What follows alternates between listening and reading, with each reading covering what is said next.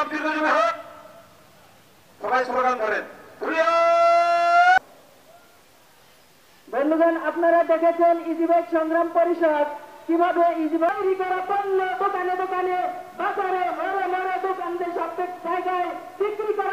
প্রতিষ্ঠাতা এবং প্রধান উপদেষ্টা মুক্তিযোদ্ধা করছেন 24-এর অভ্যুত্থানের পর দেশ সেইভাবেই খাও। এর কারণ পুঁজিবাদী শোষণ।